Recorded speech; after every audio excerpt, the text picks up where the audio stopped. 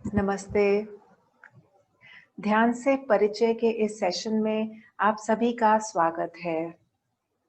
हमारा ये सेशन लगभग 1 घंटे का है और इस सेशन में मैं और मेधा आपके साथ ध्यान से जुड़े कुछ विचार बाँटना चाहेंगे, जैसे कि ध्यान साधना क्या है, ध्यान के क्या लाभ हैं, ध्यान की कुछ टेक्निक्स, कुछ व्यायाम और साथ में हम एक छोटे से ध्यान साधना का अभ्यास भी करेंगे।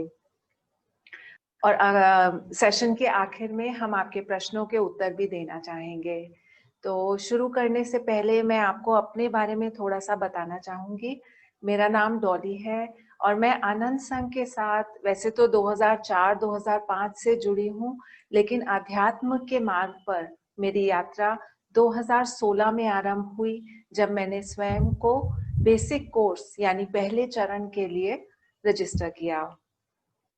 अब मैं आपके साथ आनंद संघ के बारे में कुछ बातें शेयर करना चाहूँगी और उसके लिए मुझे थोड़ा-सा समय दें, मैं आपके साथ कुछ तस्वीरें शेयर करूँगी।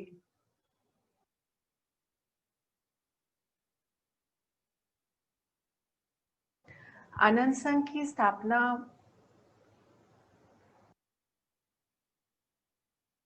1 सेकंड का समय दें।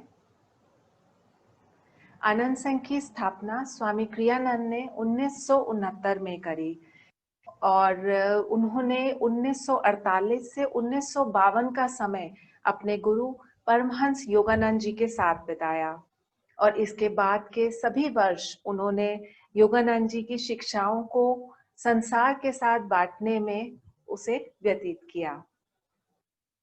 हमारी वेदी पे आपको कुछ तस्वीरें नजर आ रही हैं। यह हमारे गुरुओं की तस्वीरें हैं। यह पहली तस्वीर है परमहंस योगानंद जी की, जो एक योगी की आत्मकथा के लेखक हैं। शायद आप में से बहुत लोगों ने यह आध्यात्मिक पुस्तक पढ़ी होगी और अगर आपने नहीं पढ़ी है तो हम सलाह देंगे कि इसे जरूर पढ़ें, क्योंकि योगानंद जी ने कहा है कि इस पुस्तक में उनकी वाइब्रेशंस मौजूद हैं। यह अगली तस्वीर है योगानंद जी के गुरु और हमारे परम गुरु स्वामी श्री युक्तेश्वर गिरी जी की। और यह तस्वीर है युक्तेश्वर जी के गुरु लहरी महाशय जी की। लहरी महाशय ने हम सभी की तरह एक गृहस्थ जीवन जिया और वह रेलवेज में अकाउंटेंट की नौकरी करते थे और एक बार अपने काम के सिलसिले में उन्हें रानीखेत जाना पड़ा और रानीखेत से कुछ दूर आगे हिमालय में उनकी मुलाकात अपने गुरु महाअवतार बाबा जी से हुई, जहां पर और इसी मुलाकात के दौरान महाअवतार बाबा जी ने उन्हें क्रिया की योग की दीक्षा दी और साथ में एक जिम्मेदारी भी दी कि वह क्रिया योग के विज्ञान को, जो उस समय तक लुप्त हो चुका था, उसे एक बार फिर संसार में ताजा करें, रिवाइव करें।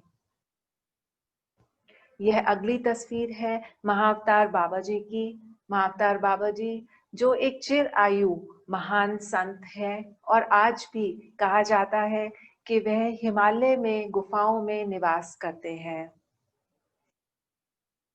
यह तस्वीर है श्री कृष्ण जी की और जीसस क्राइस्ट की।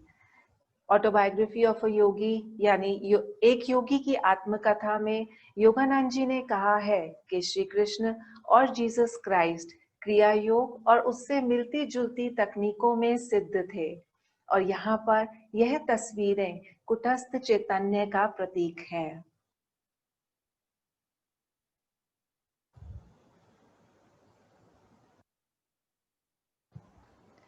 आनंद संघ में दी गई सभी शिक्षाएं जो हम आपके साथ भी शेयर कर रहे हैं, वह परमहंस योगानंद जी की क्रिया योग की शिक्षाओं पर आधारित है। तो सबसे पहले हम बात करते हैं कि योग क्या है। योग एक संस्कृत का शब्द है जिसका अर्थ है एकीकरण या एक होना। एक स्तर पर योग को हम अपने स्व यानी ओन सेल्फ का एकीकरण भी मान सकते हैं और चेतना की स्पष्टता भी मान सकते हैं। लेकिन अध्यात्म के मार्ग पर योग का अर्थ है आत्मा का परमात्मा से एकीकरण, यानी हमें एक ऐसी अवस्था में पहुंचना जहां पर हम यह अनुभव कर सकते हैं कि हमारी वास्तविकता ईश्वर का एक अंश है। और जब हम यह एकीकरण और एकता अनुभव करते हैं तो यह केवल ईश्वर तक सीमित नहीं है, बल्कि हम प्रकृति के साथ, हर एक व्यक्ति और संसार की हर वस्तु के साथ यह एकता अनुभव कर सकते हैं।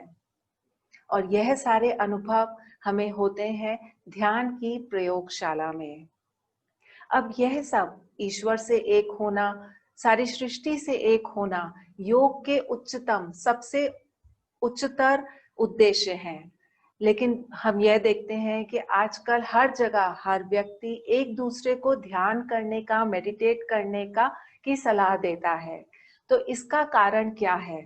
और केवल इतना ही नहीं, यदि हमारी तबीयत खराब होती है तो डॉक्टर हमें प्रिस्क्राइब करते हैं कि हमें ध्यान करना चाहिए। किसी भी प्रकार की तकलीफ के लिए हमें मेडिटेशन या ध्यान साधना की सलाह दी जाती है। बहुत से स्कूलों में ध्यान को आने वाली पीढ़ी के लिए अनिवार्य करना, उसे कोर्स में इंक्लूड करने के सजेशंस भी चल रहे हैं। और इसका कारण है कि ध्यान करने से, मेडिटेट करने के बहुत से ऐसे लाभ हैं जो एकीकरण के उद्देश्य को प्राप्त करने से पहले हम अपने जीवन में महसूस करना शुरू कर देते हैं। जैसे कि आपने देखा होगा कि अगर हम कभी ध्यान करते हैं तो हमें शांति का अनुभव होता है। हम महसूस करते हैं कि हम शांत होते जा रहे हैं। और यह लाभ ध्यान के हमें शारीरिक, मानसिक, भावनात्मक, आध्यात्मिक सभी लेवल्स पे हम इन लाभों को अनुभव कर पाते हैं। जैसे अगर हम शारीरिक लाभों की बात करें तो हम पाते हैं कि ध्यान करने से हम बहुत से रोगों से मुक्त हो सकते हैं। जैसे कि बहुत पुराने दर्द हो, हमें नींद ना आना या ऐसी कोई भी तकलीफें हो तो हम उन पर विजय प्राप्त कर सकते हैं। अगर हम मानसिक तौर पे बात करें तो हम देखते हैं कि हम अपने डरों पर विजय पा सकते हैं, अपने गुस्से पर या कोई भी हमारी बुरी आदतें हो, हम उन पर विजय पा सकते हैं। मानसिक स्तर पर अगर हम बात करें तो हम देखते हैं कि ध्यान करने से हमें एक स्पष्टता और क्लैरिटी मिलती है। मानो हमारे सोच पर से बादल छट जाते हैं और हम हर चीज को बेहतर समझ सकते हैं, बेहतर महसूस कर सकते हैं और अपने आसपास के लोगों से, परिस्थितियों से हम एक बेहतर संबंध स्थापित कर पाते हैं। और इसी वजह से हमारा जीवन रूपांतरित होना शुरू हो जाता है और हमें ऐसा महसूस होता है मानो हम एक सकारात्मक ऊर्जा से भर गए हों। हम हर चीज को, जिंदगी को हाँ बोलना शुरू कर देते हैं। तो और ऐसे बहुत से लाभ हमें जीवन में मिलते हैं और यह लाभ हमें प्रेरणा देते हैं, प्रेरित करते हैं कि हम ध्यान साधना सीखें और उसका अभ्यास करें। तो अब बात आती है कि ध्यान है क्या? बहुत से लोग जिन्हें ध्यान का अनुभव यदि नहीं है, जिन्होंने पहले ध्यान नहीं किया है, वह यह मानते हैं कि शायद ध्यान का अर्थ है एक स्थान पर तसल्ली से आंखें बंद कर कर बैठ जाना। लेकिन ऐसा बिल्कुल नहीं है, क्योंकि हमें ध्यान के लिए जितनी ऊर्जा यानी एनर्जी की आवश्यकता होती है, वह किसी भी सांसारिक कार्य में जो ऊर्जा हमें चाहिए होती है, उससे कहीं अधिक है। यानी हमें बहुत अधिक ऊर्जा की आवश्यकता है ध्यान को सही तरीके से करने की, ध्यान में गहराई तक पहुंचने की। बहुत से लोग ध्यान को कंसंट्रेशन यानी एकाग्रता भी मानते हैं कि हम शायद अपने जीवन की कुछ समस्याओं के बारे में सोच रहे हैं, ध्यान में गहराई से सोच रहे हैं। या बहुत से लोग ध्यान को प्रार्थना भी कहते हैं कि शायद जब हम ध्यान कर रहे हैं तो हम ईश्वर से प्रार्थना कर रहे हैं। लेकिन योगानंद जी कहते हैं कि ध्यान का अर्थ या ध्यान वह स्थिति है जब हम अपने विचारों को शांत और एकाग्र कर कर एक गहन सजगता की स्थिति में पहुंचते हैं। यानी हम अपने विचारों को रोक लेते हैं और उन विचारों के बहाव को रोकने से हम एक बहुत उच्च स्तर की सजगता यानी अवेयरनेस की स्थिति में आ जाते हैं और उस स्थिति में पहुंचने को ध्यान कहा जाता है। निसंदेह कहीं ना कहीं हम अपने ध्यान को प्रार्थना से भी जोड़ते हैं, लेकिन प्रार्थना में हम क्या करते हैं, हम ईश्वर को अपनी बात बोलते हैं अलग अलग ढंग से, अलग अलग चीजों के लिए, लेकिन हम एक क्षण भी रुककर ईश्वर का उत्तर नहीं सुनते हैं। हम केवल अपनी बात बोलते हैं, जो कि एक तरफा वार्तालाप के समान होती है, कि हमने अपनी बात कही और ईश्वर ने जो उत्तर दिया वह सुने बिना हम अपनी प्रार्थना को समाप्त कर देते हैं। और हमें इस बात का कोई अंदाजा नहीं होता कि ईश्वर ने हमें अपनी इच्छाओं की पूर्ति या हमारी जरूरतों की पूर्ति या जो भी हमारी प्रार्थना है उसको पूरा करने के लिए हमें क्या मार्गदर्शन दिया, ईश्वर ने हमें क्या बताया कि हम अपने जीवन में यह चीजें, यह सफलताएं कैसे प्राप्त करें। लेकिन जब हम ध्यान करते हैं तो हम प्रार्थना के बाद उस स्थिति को, उस सजगता की स्थिति को बनाए रखते हैं ताकि हम ईश्वर की बात को सुन सकें। और इसीलिए ध्यान को लिसनिंग टू गॉड भी कहा जाता है, यानी ईश्वर की बात सुनना, उनके मार्गदर्शन को समझना ताकि हम उसे अपने जीवन में उतार कर सफलता को प्राप्त कर सके। और जब हम ध्यान में हर रोज बैठते हैं तो हम यह पाते हैं कि इस वार्तालाप से हम ईश्वर से एक संपर्क स्थापित कर पाते हैं। और हर रोज दिन में 2 बार यह संपर्क स्थापित करने से मानो ईश्वर से हमारा एक संबंध बन जाता है और हमारी ओर से यह एक निमंत्रण होता है ईश्वर को हमारे जीवन का हिस्सा बनने के लिए। और जब हम ईश्वर को अपने जीवन में कार्य करने के लिए, मदद लेने के लिए पुकारते हैं तो हम पाते हैं कि हमारे हर छोटे बड़े कार्य में ईश्वर हमारा मार्गदर्शन कर रहे हैं और हमारी सहायता और मदद कर रहे हैं। योगानंद जी कहते हैं कि ईश्वर से इस तरह संपर्क स्थापित करने से हम यह अनुभव करते हैं कि ईश्वर केवल एक मानसिक कल्पना नहीं है, बल्कि एक चेतन वास्तविकता है जिनसे हम मदद मांग सकते हैं और हम उनसे सहायता प्राप्त कर अपने आप में, अपने जीवन में बदलाव ला सकते हैं। और जब ईश्वर हमारी सहायता करते हैं तो हम पाते हैं कि हम बदल रहे हैं, हमारा जीवन बदल रहा है और ना केवल हमारा बल्कि हमसे जुड़े हुए सभी लोगों का जीवन परिवर्तित होना शुरू हो जाता है, रूपांतरित होना शुरू हो जाता है। और ऐसा प्रतीत होता है कि मानो सारी स्थितियां, हर चीज स्वयं सही अनुकूलन में आ रही है और हम प्रगति के ओर बढ़ सकते हैं। और फिर हम पाते हैं कि हम हर कार्य करने में संभव है, क्योंकि ईश्वर से संपर्क के बाद हमारी काबिलियत केवल हमारी काबिलियत तक सीमित नहीं रहती, बल्कि ईश्वर की असीम काबिलियत पर निर्भर करती है।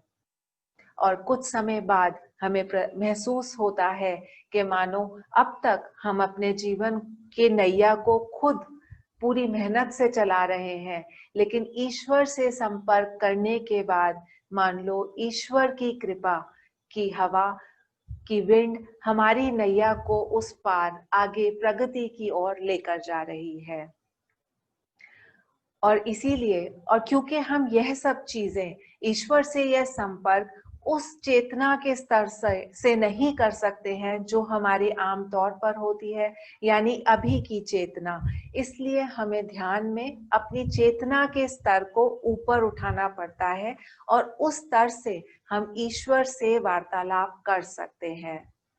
और क्योंकि हमें चेतना के एक स्तर से दूसरे स्तर तक पहुंचना है, इसीलिए हम ध्यान को एक यात्रा का नाम भी देते हैं।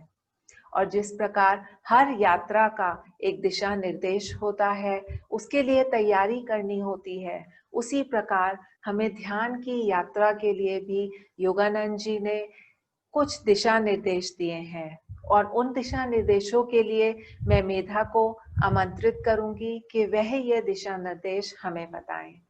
दोस्तों, मेरा नाम मेधा है दो बातें अपने बारे में मैं भी बताऊंगी। मैं 2015 से अनंत संघ के साथ जुड़ी हुई हूँ। मैं एक क्रियाबान हूँ और नौकरी करती थी पहले मैं, लेकिन हमेशा ये लगता था कि जब से ध्यान करना शुरू करा तो सही मायने में समझ में आ रहा था कि क्यों नौकरी करना है, क्यों मैं इस चीज़ में हूँ। तो मुझे लगा कि मेरे जीवन का पर्पस क्या है, मुझे कहाँ जाना है। और फिर मैंने अभी पिछले साल ही नौकरी से रिज़ाइन कर दिया था और अब मैं पूरी तरह से आनंद संगा में सेवा करती हूँ, अपनी गुरु की सेवा करती हूँ। किसी भी तरह से, किसी भी माध्यम गुरु मुझे बनाए आप लोगों की सेवा करने के लिए, उस पर मैं चलना चाहती हूँ। तो अब हम, जैसे डॉली ने बताया कि किसी भी जगह जाने के लिए, कुछ भी करने के लिए हमें एक दिशा निर्देश चाहिए, एक डायरेक्शन चाहिए। ऐसे ही ध्यान में जाने के लिए भी हमें एक दिशा निर्देश है, जो उसमें 3 चरण बताए गए हैं। पहला चरण है मन और शरीर की शिथिलता, दूसरा है एकाग्रता और तीसरा है विस्तारण। अब आपने कभी ध्यान में बैठे किसी व्यक्ति को देखा होगा कि कैसे वह स्थिर और शांत होता है। कोई फोटो, किसी संत की फोटो या किसी व्यक्ति को देखा होगा, एकदम स्थिर शांत होता है वह व्यक्ति। जब हमें ध्यान में गहराई में जाना होता है, उसके लिए ज़रूरी है कि हम ज़्यादा से ज़्यादा देर तक स्थिर और शिथिल बैठ पाएं और हमारा मन और शरीर दोनों शांत हों, दोनों स्थिर हों, दोनों शिथिल हों, रिलैक्स्ड हों। शरीर की शिथिलता क्यों जरूरी है? आप लोगों ने गौर किया होगा कि कभी हमारे किसी भी जगह पे कहीं कोई दर्द होता है, कोई तकलीफ होती है, शरीर के किसी भी भाग में कोई भी तकलीफ होती है, हमारा मन बार बार कहाँ जाता है? उसी भाग में जाता है। वहीं हमें हमेशा सारा दिन हम कोई काम भी नहीं कर पाते अगर दर्द ज्यादा होती है। तो अगर हमें ध्यान में बैठे हैं और हमारे कहीं शरीर में कोई तकलीफ है, तो हम अपने शरीर को तो कंट्रोल नहीं कर पाएंगे, अपने मन को भी हम नियंत्रण नहीं कर पाते हैं। इसलिए ये बहुत ज़रूरी है कि हमारा शरीर, हम सबसे पहले अपने शरीर को ध्यान दें, शरीर को रिलैक्स करें, शरीर को शिथिल करें। जो विभिन्न तरीकों की ये शारीरिक गतिविधियां होती हैं, जो फिजिकल एक्टिविटीज, फिजिकल व्यायाम जो होते हैं, उनको करने से हम अपने शरीर को स्वस्थ रख पाते हैं। जैसे वॉकिंग, जॉगिंग, स्विमिंग, साइकिलिंग या योगा करना।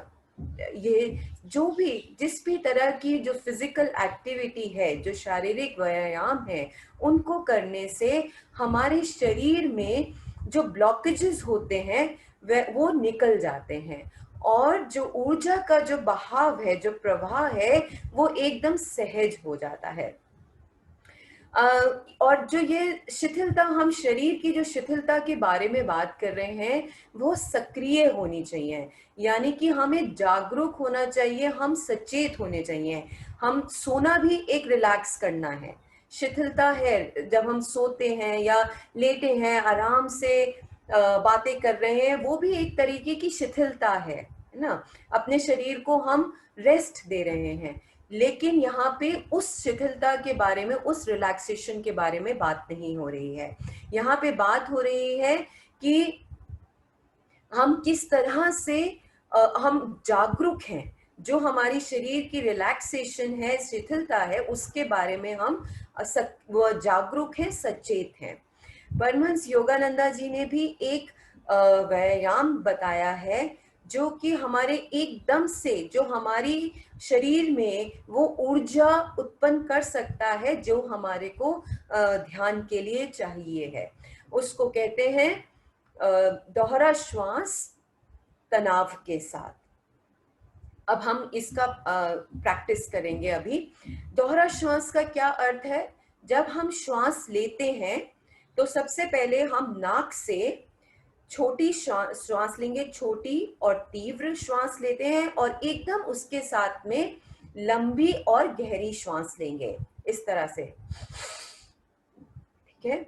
और जब हम दोहरा श्वास भी छोड़ेंगे तो वो नाक और मुंह से छोड़ेंगे, और उसमें भी ऐसे ही रहेगा, पहले छोटी श्वास के साथ एकदम बाद में लंबी श्वास को छोड़ा जाएगा इस तरह से, ठीक है। और जब हम श्वास लें तो अपने पूरे शरीर को कसेंगे, और जब हम श्वास छोड़ेंगे तो पूरे शरीर को रिलैक्स करेंगे, शिथिल करेंगे, ठीक है। मैं एक बार आपको करके दिखाती हूँ, उसके बाद हम एक साथ करेंगे। तो अब मैं दोहरा श्वास ले रही हूँ और पूरे शरीर को कस रही हूँ, पूरे पैर से लेके सिर तक मेरे पूरे शरीर में तनाव है, कंपन है।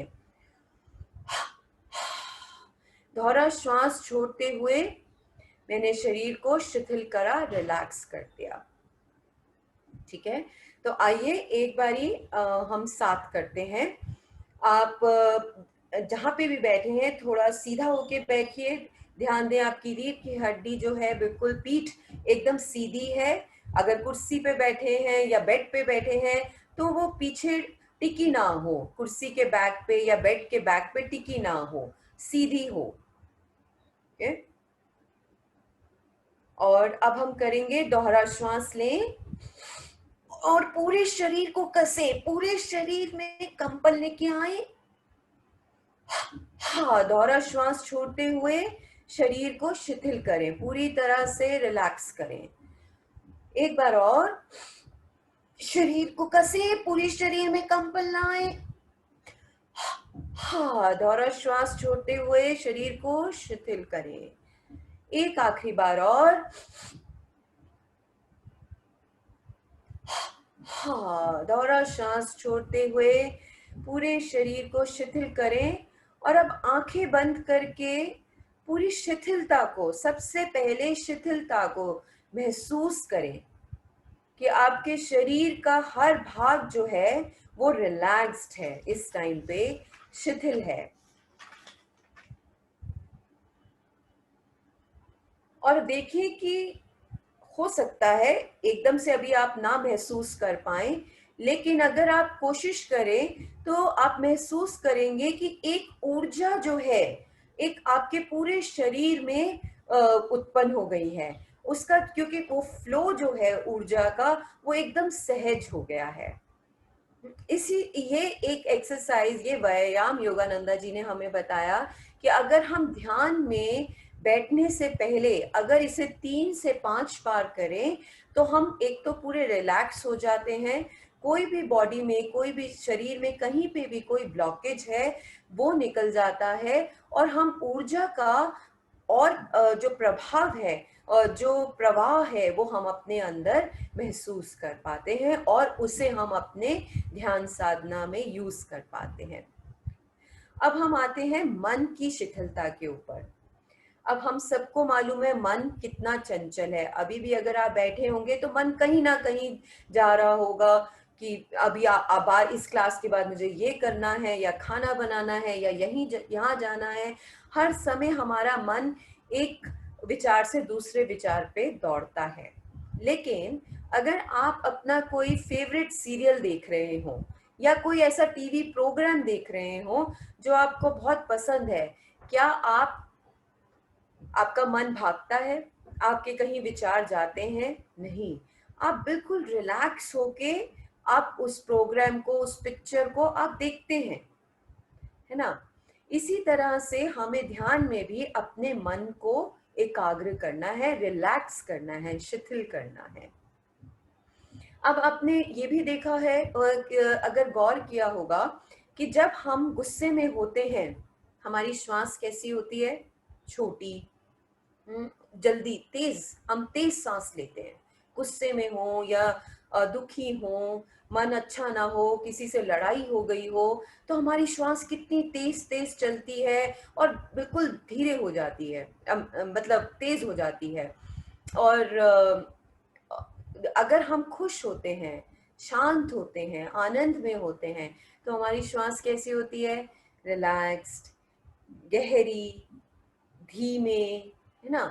तो इसका क्या मतलब हुआ कि हमारे में मन और श्वास में एक तालमेल है।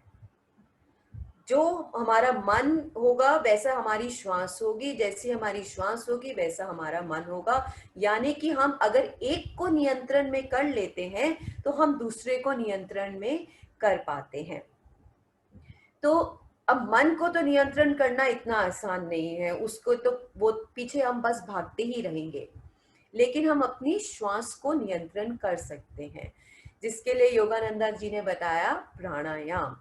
प्राणायाम जो कि जिसे कहते हैं सम श्वसन क्रिया, इवन काउंट ब्रीदिंग, यानी कि श्वास का लेना, श्वास का रोकना और श्वास का छोड़ना एक सेम गिनती के ऊपर होता है। इसको कई लोग नाड़ी शोधनम भी कहते हैं, बट नाड़ी शोधनम में हम उंगलियों का इस्तेमाल करते हैं, इसमें हम उंगलियों का इस्तेमाल नहीं करते हैं। हम इसे नाक से ही श्वास को लेते हैं और श्वास को छोड़ते भी नाक से ही हैं।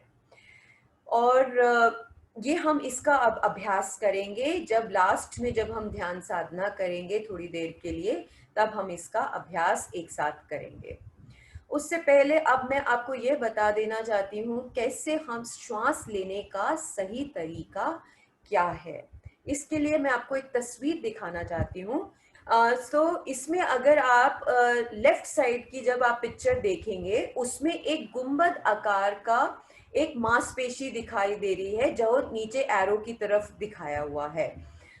वो ये लेफ्ट साइड वाली इमेज में डॉली दिखाना, हाँ जो, हाँ ये है एक इसे कहते हैं डायाफ्राम। ये एक गुंबद आकार की मांसपेशी है जिसे कहते हैं डायाफ्राम या मध्य पट्टीय, और उसके ऊपर में हमारे दो फेफड़े हैं, लंग्स हैं।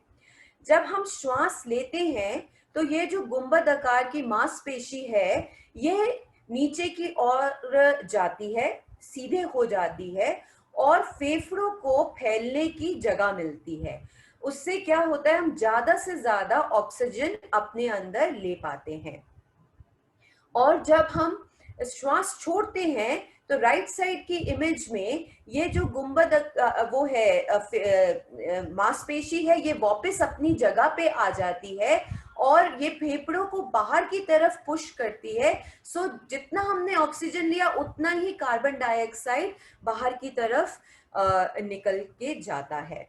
तो यह फायदा होता है। अब क्या है, जब हम श्वास ले रहे हैं डायाफ्राम नीचे आ रहा है, ये मध्य पट्टी है जो श्वास ये है मांसपेशी है, जब नीचे आ रही है तो हमारा पेट जो है वो बाहर की ओर जा रहा है।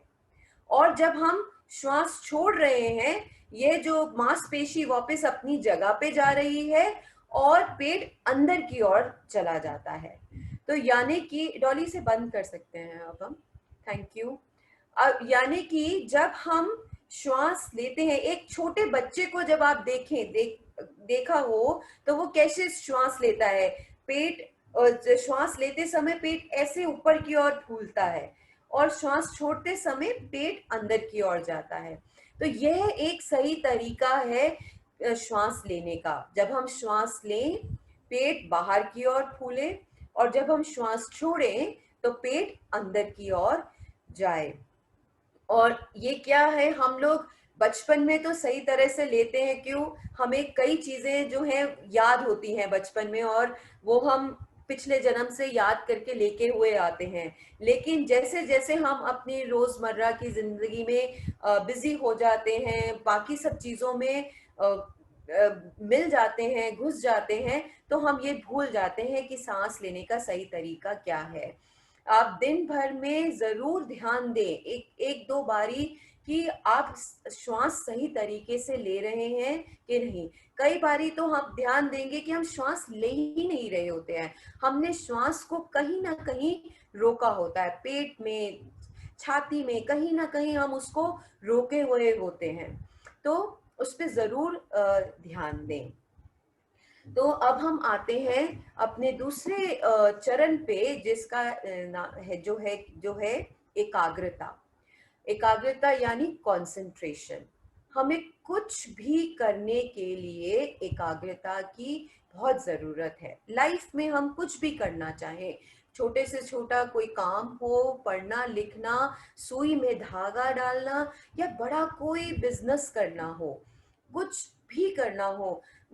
ओलंपिक्स में भाग लेते हैं जो लोग, उनको कितनी एकाग्रता की ज़रूरत होती है। जो जिम्नास्टिक करते हैं, दौड़ते हैं, कितना एकचित्त होकर उन्हें हर चीज को करना पड़ता है। तो एकाग्रता हमें हर चीज के लिए जरूरत है, और ध्यान में भी हमें वैसी ही एकाग्रता की आवश्यकता है। एकाग्रता का अर्थ क्या है? अपने ध्यान को हर जगह से हटाकर सिर्फ एक चीज के ऊपर में लगाना। ओके? और अभी हम यहाँ बात कर रहे हैं अपने ध्यान को कहाँ लगाने के लिए? श्वास के ऊपर में। अगर आप देखें, हमने पहले बात करी, जब दोहरा श्वास लिया हमने तनाव के साथ में जो किया, उसमें भी श्वास की एक एक्टिविटी आती है। प्राणायाम करने में भी हम श्वास के ऊपर ही ध्यान दे रहे हैं। और श्वास लेना भी बहुत इम्पोर्टेंट बताया गया है कि हम सही तरीके से श्वास लें। ऐसा क्यों है? क्योंकि श्वास एक ऐसी चीज है जो कि हमारे अंदर है, जो हमें अंतर्मुखी करती है, हमें अपनी आत्मा से मिलाती है। बाकी सब चीजें जो हैं वो बाहर की ओर हैं। हमारी इंद्रियाएं, हम देख रहे हैं, बाहर की ओर देख रहे हैं। हम कुछ कार्य करेंगे, वो बाहर कार्य करते हैं।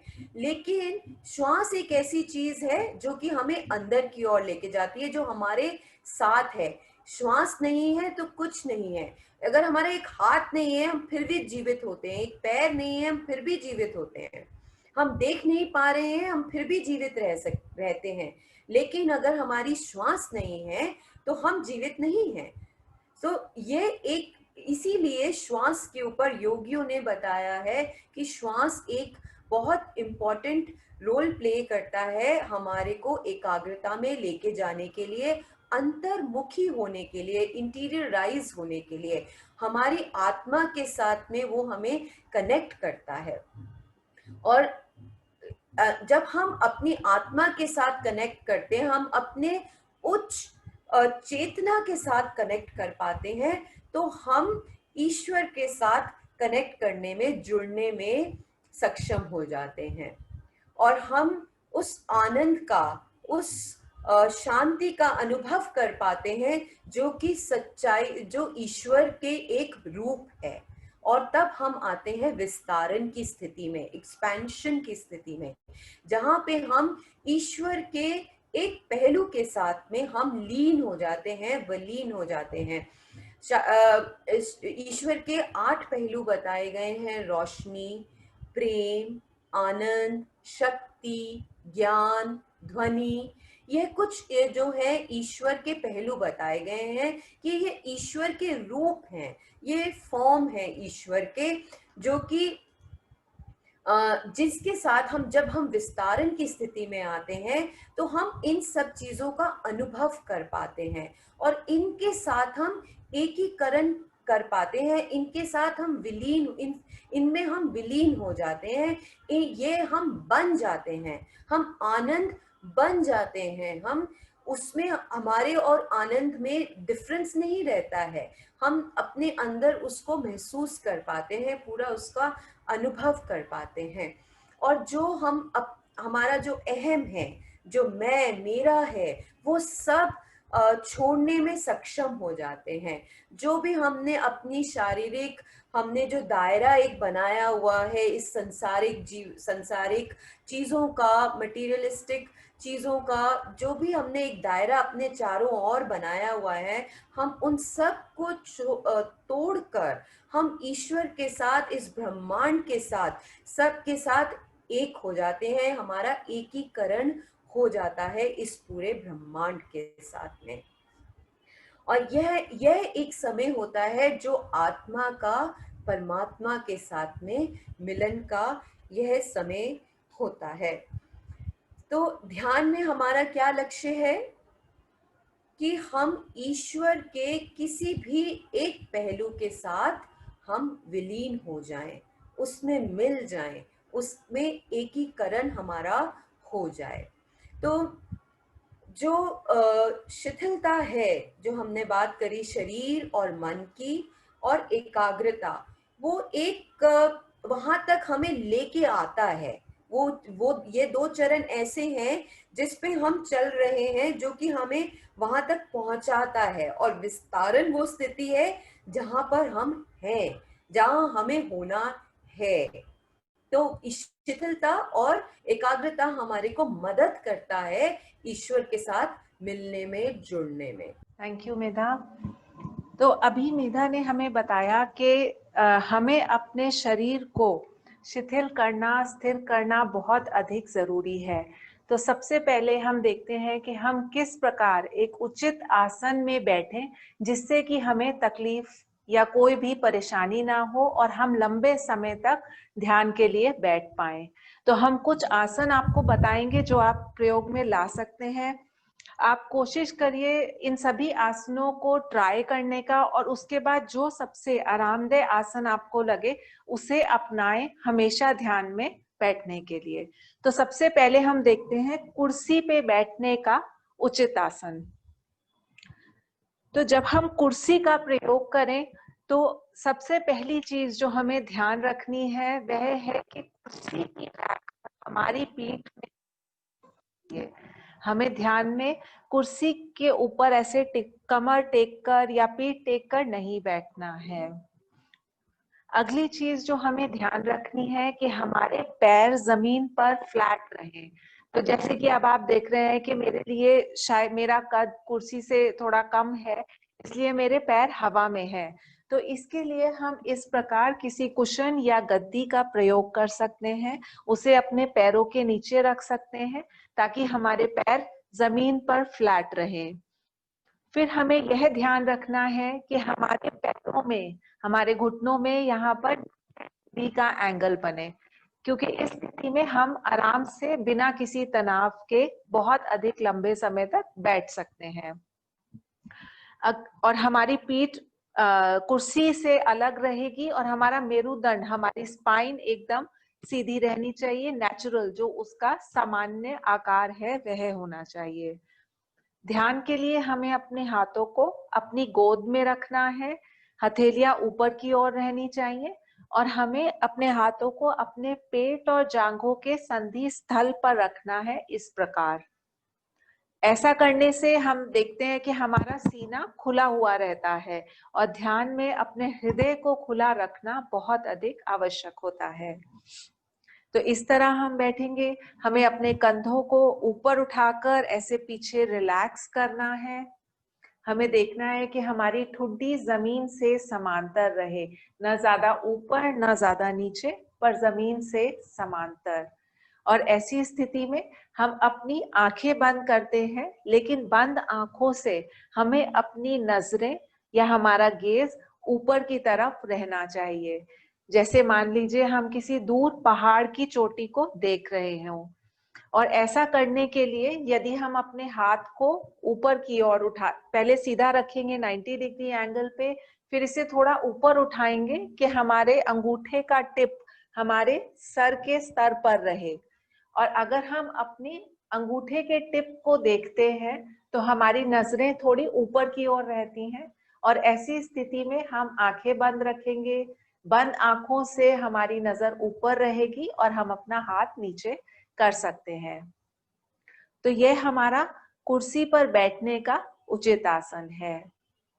अब अगर आपको कभी ऐसा लगता है कि कोई व्यक्ति अगर लंबा है और आप देखते हैं कि आपके घुटने ऊपर की ओर उठ रहे हैं, तो ऐसी अवस्था में आप अपने नीचे एक पिलो या कुशन इस प्रकार रख सकते हैं और फिर आपके लिए हाइट प्रॉपर एडजस्ट हो जाएगी।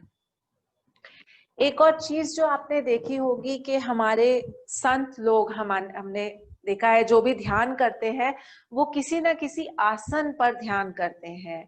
और इसका कारण यह होता है कि पृथ्वी से ऐसी कुछ चुंबकीय शक्तियां निकलती हैं जो हमारी ऊर्जा को नीचे की ओर खींचती हैं। जबकि ध्यान में हमारा प्रयत्न होता है, हमारा मकसद होता है कि हम अपनी ऊर्जा को भीतर की ओर और ऊपर की ओर निर्धारित करें, निर्देशित करें। इसलिए आप ध्यान के लिए एक सिल्क आसन ले सकते हैं या एक ऊनी आसन, जैसे ये बना हुआ है, इसमें एक तरफ ऊनी कपड़ा है और एक तरफ सिल्क। आप घर में कोई भी आसन ले सकते हैं, शॉल, कंबल, आप उसे अपने ध्यान के लिए प्रयोग कर सकते हैं। और जब आप कुर्सी पर बैठकर ध्यान करें तो आसन को इस तरह फैलाएं कि वह आपके पैरों से होकर कुर्सी की बैक तक को कवर करे, ताकि आपका शरीर का कोई भी अंग पृथ्वी के या किसी चीज के संपर्क में ना रहे।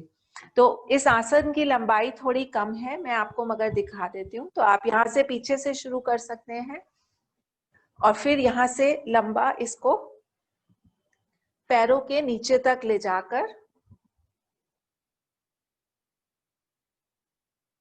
आप ऐसे बैठ सकते हैं, ताकि आसन आपके पैरों के नीचे भी रहे। अब हम बात करते हैं जमीन पर बैठने के उचित आसन की। तो जैसे हम कुर्सी पे आसन का प्रयोग करते हैं, उसी प्रकार हमें जमीन पर भी आसन का प्रयोग करना है। तो हम चाहे तो हम सुख आसन में, जैसे हम आलती पालती मारकर बैठते हैं, हम वैसे बैठ सकते हैं।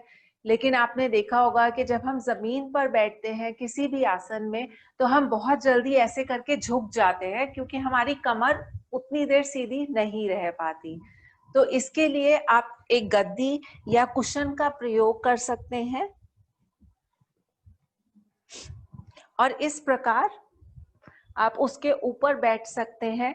ऐसा करने से आप पाएंगे कि हमारी रीढ़ की हड्डी स्वयं ही सीधी हो जाती है और हम ज्यादा देर तक बैठ पाते हैं। अब बहुत बार हम देखते हैं कि क्योंकि हमारे लाइफस्टाइल की वजह से हमारे शरीर अकड़ गए हैं, हम उतने फ्लेक्सिबल नहीं रहे हैं, इसलिए हमारे घुटने ऐसे ऊपर उठे रहते हैं। और अगर बहुत देर तक हम ऐसे ही बैठेंगे तो हमारे घुटने दर्द होने लगते हैं और हम ध्यान नहीं कर पाते हैं।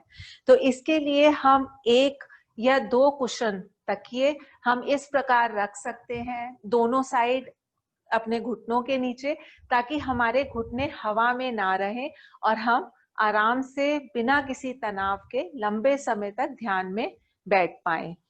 ऐसे आसन में भी हम यही करेंगे, हमारी रीढ़ की हड्डी एकदम सीधी, नेचुरल कर्व, हमारे हाथ हमारे पेट और जांघों के संधि स्थल पर, हथेलियां ऊपर की ओर, हमारे कंधे विश्रांत, सीना उठा हुआ और हमारी ठुड्डी जमीन से समांतर, और बंद आंखों से हमारी नजरें ऊपर की ओर उठी हुई।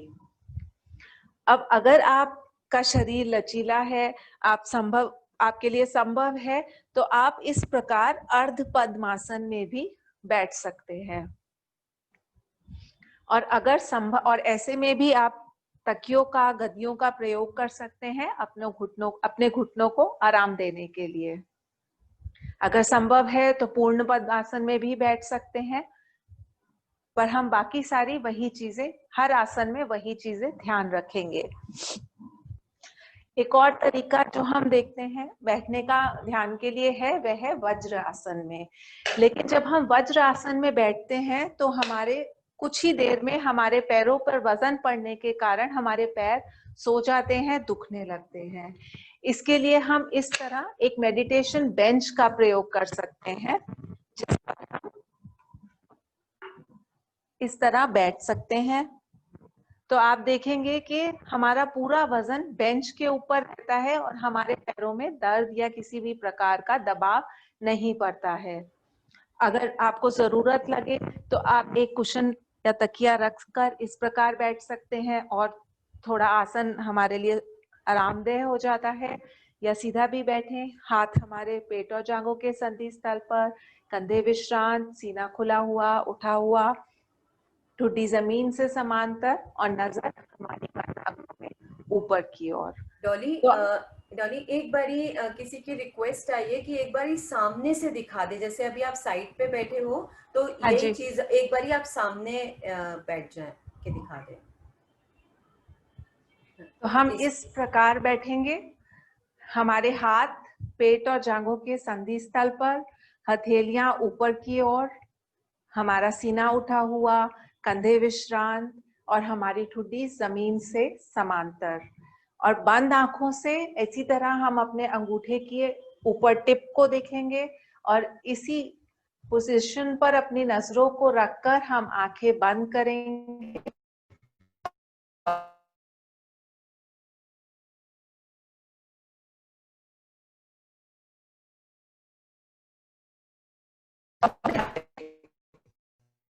कहते हैं कि हमें ध्यान कब करना है, कब नहीं करना है।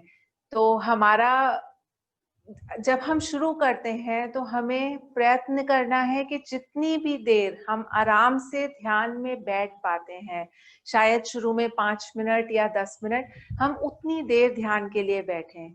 हमें अपने साथ जोर जबरदस्ती नहीं करनी है कि नहीं हम इतना लंबा बैठेंगे। तो शुरू में अगर हम दिन में 2 बार 10-10 मिनट के लिए भी ध्यान करते हैं तो वो बहुत अच्छी प्रगति है।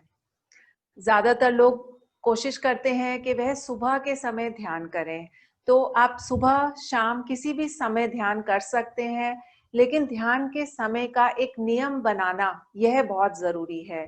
जैसे कि अगर आपको लगता है सुबह 7 बजे का समय या 5 बजे का समय आपके लिए सबसे अधिक उचित है, तो आप वही समय निर्धारित करें और हर रोज उसी समय पर आप ध्यान का अभ्यास करें। और ऐसे ही शाम में भी 5 बजे, 6 बजे या रात को 10 बजे, 11 बजे, जो भी समय आपके लिए सबसे अधिक सूटेबल है।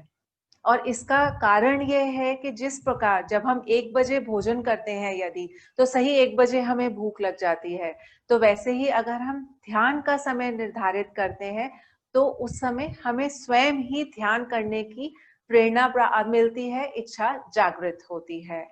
कोशिश करें एक ध्यान का अलग स्थान बनाएं अगर आप ऐसा कर सकते हैं, क्योंकि उस स्थान पर जाते ही आपको ध्यान की वाइब्रेशंस बन जाएंगे उस स्थान पर और आपको ध्यान करने में आसानी होगी। कोशिश करें कि अगर आपने भरपेट भोजन किया है, मान लीजिए आपने फुल डिनर या फुल लंच किया है, तब आप ध्यान करने के लिए 2-2.5 घंटे का समय रखें और हल्का फुल्का स्नैक्स खाने के बाद में आप उसी समय 10-15 मिनट में ध्यान का अभ्यास कर सकते हैं। तो अब इसके साथ अब मैं मेधा को वापस आमंत्रित करूंगी कि वे हम सबको आगे लेकर जाएं। अब मैं आप सबसे ये निवेदन करूंगी कि आप अपनी जगह पे खड़े हो जाएं। हम कुछ ऐसे व्यायाम करेंगे ऊर्जा को बढ़ाने के लिए कि जैसे हमने बात करी थी कि एकाग्रता हमें हर चीज में जरूरत है, कुछ भी करें, छोटे से बड़ा काम। इसी तरह से हमें हर काम करने के लिए एक ऊर्जा की भी जरूरत है, एक एनर्जी की भी जरूरत है।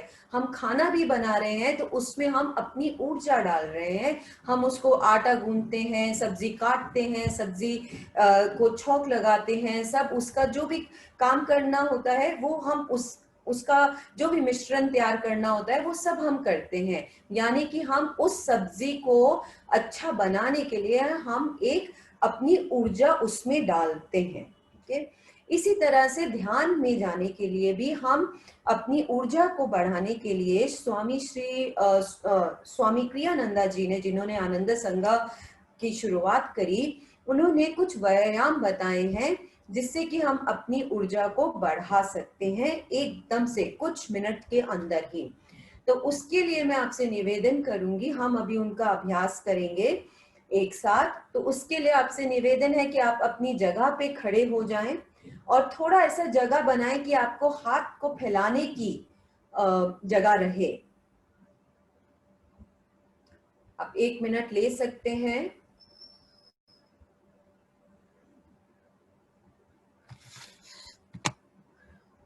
आशा करती हूँ कि आप अपने स्थान पे खड़े होंगे और अब आंखें बंद करें और आंखें बंद करके अपने ऊर्जा को इवैल्यूएट करें, देखें कि इस समय आपकी ऊर्जा का स्तर क्या है।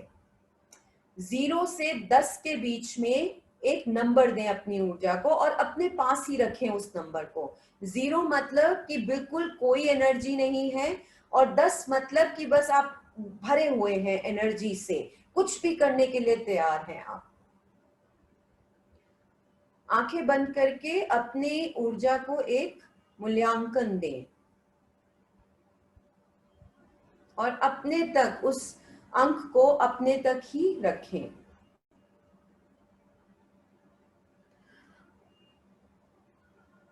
ठीक है, अब आंखें खोल सकते हैं। स्वामी क्रियानंदा ने 6 व्यायाम बताए हैं, जिसमें से हम आज 3 का अभ्यास करेंगे। हर व्यायाम के साथ में एक तो हम फिजिकली अपनी बॉडी को हम मूव भी कर रहे हैं, और दूसरा उसके साथ में एक अभिपुष्टि भी है। उस अभिपुष्टि को हम बोलेंगे। यह व्यायाम करते करते हम उस अभिपुष्टि को अपने साथ में बोलेंगे। तो सबसे पहला जो व्यायाम है, अपनी जगह पे चलना, और उसके साथ हम ये उसकी अभिपुष्टि है, मैं सचेत हूं, मैं तैयार हूं। तो आइए करते हैं साथ में। अपनी जगह पे चलेंगे, अपने जांघों को जितना ऊपर हो सके उठाएंगे, हाथों को आगे पीछे करेंगे और बोलेंगे, मैं सचेत हूं, मैं तैयार हूं, मैं सचेत हूं, मैं तैयार हूं। जोर से, मैं सचेत हूं, मैं तैयार हूं। ऊर्जा के साथ, मैं सचेत हूं, मैं तैयार हूं। इच्छा शक्ति के साथ बोलेंगे, मैं सचेत हूं, मैं तैयार हूं। हर जिंदगी की हर मुश्किल को सामना करने के लिए, हर परिस्थिति का सामना करने के लिए तैयार हूं।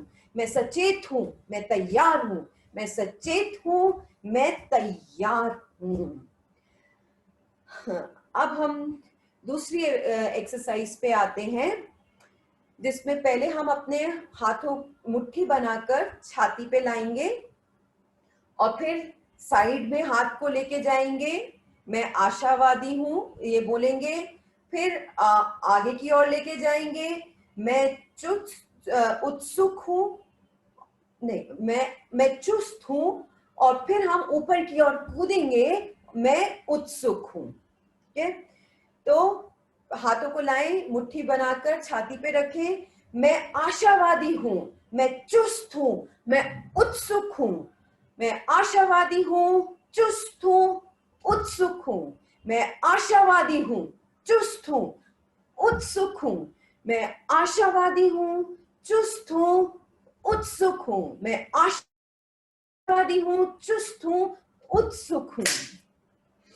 अब तीसरी एक्सरसाइज पे आएंगे। अपने हाथों की मुट्ठी बनाएं और मुट्ठी को हम अपने हाथ के ऊपर ठकठकाएंगे, दोनों हाथों के ऊपर में और छाती के ऊपर में। और इसकी अभिपुष्टि है, मैं अपने शरीर का मालिक हूं, मैं अपना मालिक हूं। मैं अपने शरीर का मालिक हूं, मैं अपना मालिक हूं। मैं अपने शरीर का मालिक हूं, मैं अपना मालिक हूं। मैं अपने शरीर का मालिक हूं, मैं अपना मालिक हूं। तो अब फिर से अपनी आंखों को बंद करें और देखें। अब नंबर दें, दोबारा से अपनी ऊर्जा को मूल्यांकन करें। देखें कि आपकी ऊर्जा कहीं बढ़ी, उसका ऊर्जा का स्तर बढ़ा कि नहीं बढ़ा। जो भी नंबर था, बेशक एक गिनती ऊपर गया हो, एक काउंट ऊपर गया हो, लेकिन उसे महसूस करें।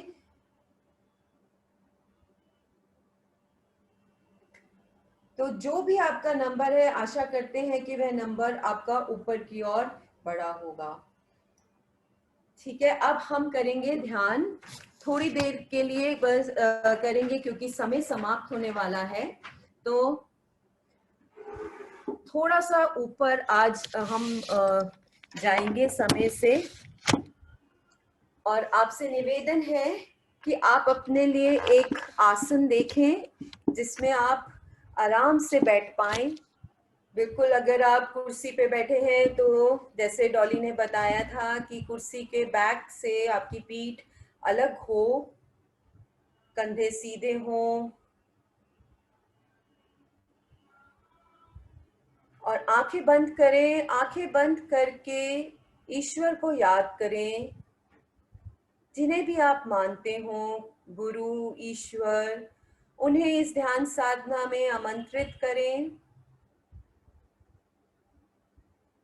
उनसे प्रार्थना करें कि वे हमारा मार्गदर्शन करें, हमारे इस ध्यान साधना में हमारा साथ दें, हम उनका अनुभव कर पाएं, ऐसी उनसे प्रार्थना करें।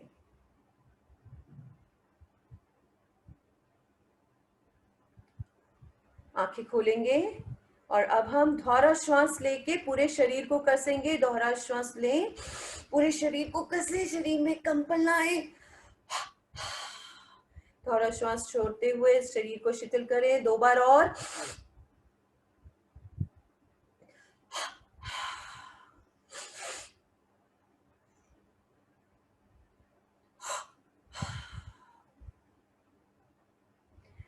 अपने आसन को एक बार फिर से जांचें। आप कुर्सी पे बैठे हैं, जमीन पे बैठे हैं या बेड पे बैठे हैं, लेकिन बस ध्यान दें कि आपकी पीठ सीधी है, आप रिलैक्स पोजीशन में बैठे हैं, चौकड़ी मारकर अर्ध पद्मासन में, या जो भी आपको पोजीशन सूट करे। हथेलियां जांघों पे रखी हुई या जांघों और पेट के संधि पे रखी हुई, पीठ एकदम सीधी, कंधे सीधे विश्रांत, ठोड़ी जमीन से समांतर, आंखें बंद और बंद आंखों के पीछे पुतलियां ऊपर की ओर देखती हुई, जैसे दूर कहीं किसी पर्वत की चोटी को देख रहे हों। अब हम सम श्वसन क्रिया करेंगे, इवन काउंट ब्रीदिंग। श्वास लेंगे 4 की गिनती पे, रोकेंगे 4 की गिनती पे और छोड़ेंगे 4 की गिनती पे। श्वास लेंगे और छोड़ेंगे नाक से ही केवल। श्वास लें, रोकें, छोड़ दें। श्वास लें, रोकें, छोड़ दें।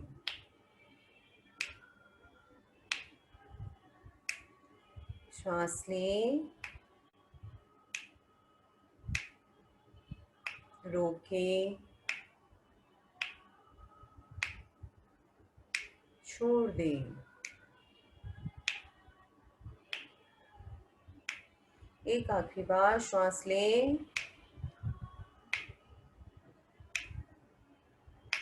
रोकें, छोड़ दें।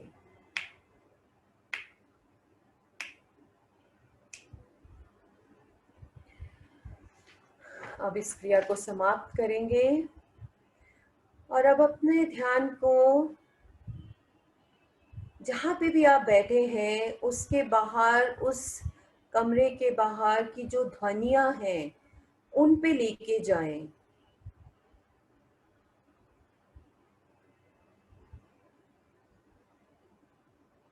बाहर की या तो चिड़ियों की चहचहाने की आवाज़, लोगों की आवाज़ या गाड़ी की आवाज़, उन ध्वनियों के साथ अपने सुने, उन पे अपने ध्यान को लेके जाएं।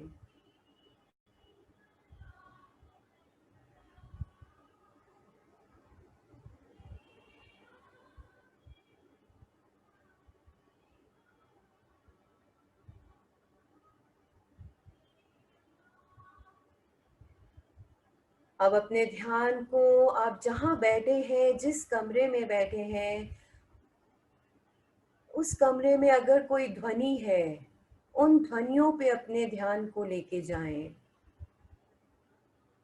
पंखे की आवाज़, घड़ी की, एसी की, जो भी ध्वनि आप सुन पा रहे हों, उस पे अपने ध्यान को लेके जाएं।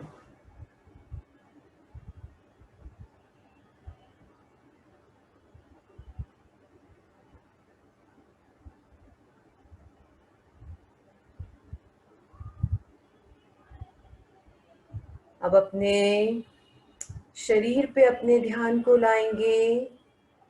आप अगर कुशन पे, बेड पे, कुर्सी पे, जहां भी बैठे हैं, देखिए कि आप कैसा महसूस कर रहे हैं। आपके पैर जब जमीन से छूते हैं या कुशन को छू रहे हैं, कैसा महसूस हो रहा है आपको?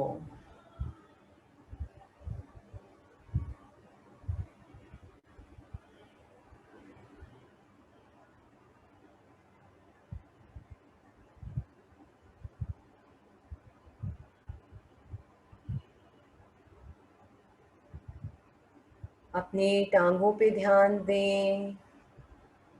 टांगे सीधी हैं या चौकड़ी मार के बैठे हैं।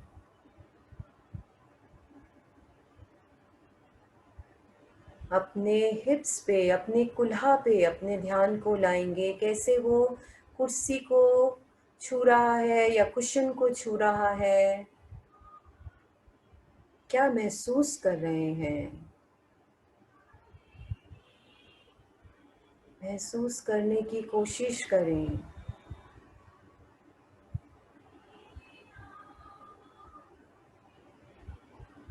हाथों पे ध्यान लाएं। हाथ जांघों पे रखे हैं, कुर्सी पे रखे हैं। कुर्सी के कैसा महसूस कर रहे हैं?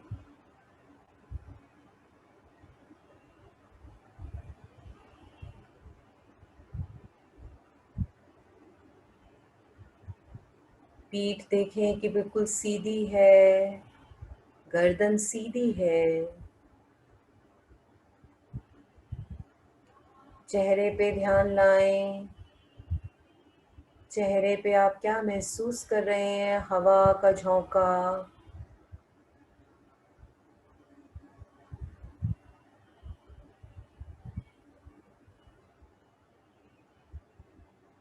और अब अपनी श्वास पे ध्यान लेके आए। नासिका में श्वास को महसूस करें।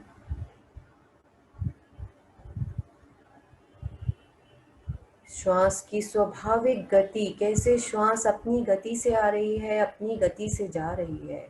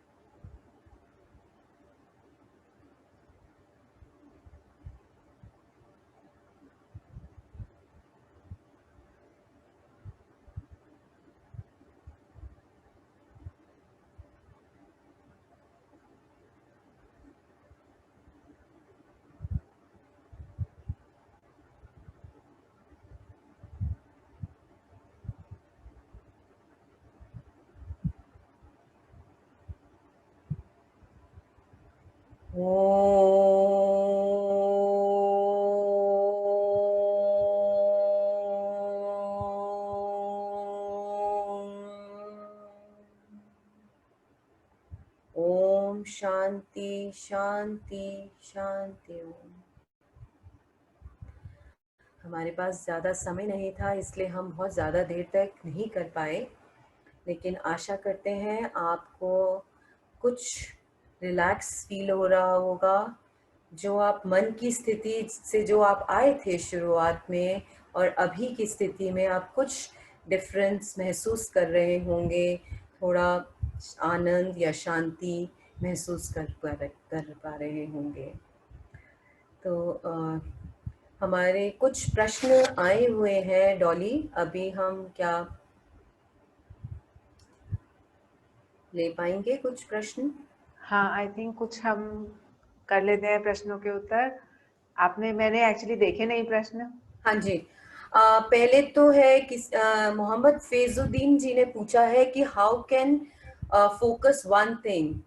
तो ये एकाग्रता की हमने जो बात करी थी कि कैसे फोकस करना है, एकाग्रता के लिए भी परमहंस योगानंद जी ने एक तकनीक बताई है, श्वास की है वो तकनीक, मतलब वो बीज मंत्र दिया है जिसे होंग सॉ कहते हैं।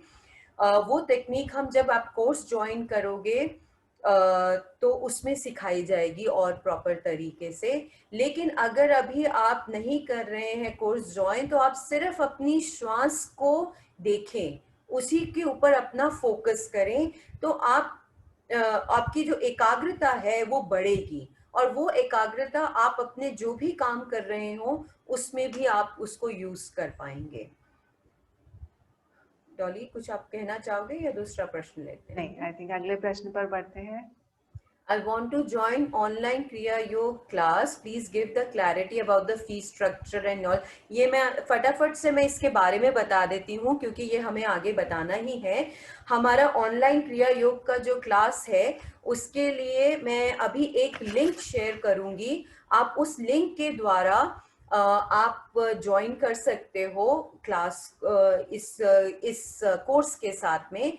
यह कोर्स जो है उसके काफी चरण हैं, काफी पड़ाव हैं। तो जो सबसे पहले पड़ाव के लिए 6 हफ्ते का ये कोर्स है, इसके अंदर इसकी एक छोटी सी फीस है 500 रुपए की। रजिस्टर करते समय आपको वो पे करना होगा, और ये 6 हफ्ते का 15 दिन की रजिस्ट्रेशन होती है, फिर 6 हफ्ते का ये कोर्स होता है। आपको वीडियोस दिखाई जाती हैं, दी जाती हैं, आप शेयर की जाती हैं, आप उनको देख के आप पढ़ सकते हैं, और आपके साथ 2 मेंटर्स रहते हैं, सहायक रहते हैं आपके, जिनसे आप अपने प्रश्न पूछ सकते हैं, कोई क्लैरिटी लेनी हो, कुछ आपको एक्सपीरियंस शेयर करना हो, वो आप, और वह भी आपको हर हफ्ते आपको वो फोन करते हैं, तो आप उनसे बात कर सकते हैं। और हर वीकेंड के ऊपर में सैटरडे या संडे को यह ध्यान साधना वह लोग आपके साथ में, आपके ग्रुप के साथ में करते हैं। तो इस तरह से आप ज्वाइन कर सकते हैं। डॉली, आप दूसरा प्रश्न ले लीजिए, मैं फिर वो लिंक शेयर करती हूँ। हाँ, एक प्रश्न था कि क्या हमें ध्यान करते हुए पूरा समय नजरें ऊपर की ओर रखनी है? ये बिल्कुल सही है कि हमें कोशिश करनी है कि हमारी नजरें हमेशा ऊपर रहें, क्योंकि ऐसा करने से हम स्वाभाविक रूप से परम चेतना से अनुकूलन बना पाते हैं। क्योंकि आपने देखा होगा कि जब भी हम कहीं पे ऐसी बात करते हैं आमतौर की जिंदगी में भी कि हमें कोई आइडिया आया, या हम जब क्रिएटिविटी की बात करते हैं, तो आपने कार्टून में देखा होगा कि वो बल्ब ऊपर की ओर जला हुआ होता है। तो उसी प्रकार उसका संबंध हमारी परम चेतना से है, क्योंकि हमारा ये परम चेतना, हमारा आध्यात्मिक नेत्र, वह एकमात्र द्वार है या डोरवे है जिससे हम जुड़ सकते हैं ईश्वर के साथ। सो इसलिए हमें प्रयत्न करना है कि हम हमेशा अपनी नजरों को ऊपर रखें। एक और चीज जो इससे होती है कि जब हम आंखें बंद करते हैं तो स्वाभाविक रूप से हमें निद्रा की ओर हम चले जाते हैं, क्योंकि हम बंद आंखों को नींद से एसोसिएट करते हैं। तो अगर हमें ऐसा भी लगता है कि ध्यान करते समय हमें नींद आ रही है, तो अगर हम अपने गेज को, अपनी नजरों को ऊपर रखते हैं, तो वह समस्या हमें महसूस नहीं होती है। जैसे मैंने एक भी देखा था कि ध्यान में शायद किसी ने कोई झटका या कुछ ऐसे जर्क सा फील किया, तो अगर हम शुरुआत कर रहे हैं ध्यान की, तो संभव है कि वो शायद एक नींद का झटका था या कुछ इस तरह है। अगर आप आगे बढ़ चुके हैं ध्यान में तो उसके कारण अलग और हो सकते हैं, पर हमें नजरें ऊपर रखने से ये सब चीजें नहीं महसूस होंगी और हम गहराई से ध्यान कर पाएंगे, ईश्वर से जुड़ पाएंगे। मेधा, अगर आप कुछ ऐड करना चाहो तो। नहीं, बिल्कुल सही। और काफी सारे प्रश्न आ रहे हैं अभी हमारे पास में। How to stop negative emotion that comes in mind और which I don't feel I associated with. I think ये सारे प्रश्न तो एक बारी जब ये कोर्स के साथ हम ध्यान करना शुरू करेंगे, तो मुझे लगता है कि ये सब प्रश्नों के उत्तर आपको स्वयं ही मिलते जाएंगे कि किस तरह से हम इमोशंस को कंट्रोल करें, किस तरह से ध्यान हमारे को मदद अपने आप से करता है, हमें कुछ करने की ज्यादा जरूरत भी नहीं पड़ती है। और आप कुछ अगर अभी हम कईयों के आंसर नहीं दे पाए, प्रश्नों के उत्तर ना दे पाए, तो मैंने एक ईमेल आईडी भी डाला है, क्रिया सीखो का आप kriyasikho@anandaindia.org, आप उसके ऊपर भी आप अपने प्रश्नों को भेज सकते हैं और हम आपको तब जवाब दे देंगे। मेडिटेशन हो गया क्या? कोट्स टू से while exercising, I want regular course. Regular course के लिए मैंने आपका लिंक शेयर कर दिया है। हम आपको रिकॉर्डिंग भेजेंगे इसकी, इस क्लास की रिकॉर्डिंग आप सभी लोगों को मिलेगी। किसी ने एक योगी की आत्मकथा का पीडीएफ के बारे में पूछा है, तो वो एक, अगर anandapublication.com हमारी एक वेबसाइट है, तो आप वहां से देख सकते हैं। वहां पे शायद उसका किंडल वर्जन भी अवेलेबल हो सकता वो है। इंग्लिश में मिलेगा शायद, हिंदी में मुझे नहीं अच्छा, लगता कि होगा। हाँ जी, होगा। हाँ। पर आप ऑनलाइन ऑर्डर करके पुस्तक मंगा सकते हैं अगर आप चाहें तो। टोटल टाइम और months for complete course. Course का जो पहला पड़ाव है वह 6 हफ्ते का होता है और उसमें कोई टाइम की कोई पाबंदी नहीं है। 6 हफ्ते में आपको कोर्स को खत्म करना होता है। और पूरा महीना, अगर आप क्रिया तक आगे जाना चाहते हैं तो 8 से 9 महीने लग जाते हैं। उसके बहुत सारे पड़ाव हैं, मतलब 4 पड़ाव हैं, वो अभी हम आपको नहीं बता पाएंगे। आप हमें प्रश्न ईमेल आईडी पे भेज दीजिए, हम उसके ऊपर आपको जरूर रिप्लाई कर देंगे। ध्यान, kindly provide more guidelines to meditate for peace. आप जितना जितना ध्यान करेंगे उतना उतना आप पीस और शांति, अपने आप आनंद शांति अपने आप महसूस करेंगे। इसमें कोई गाइडलाइन नहीं है, आप जितना कर सकते हैं मेडिटेट, उतना आप उसमें आनंद और शांति महसूस करेंगे।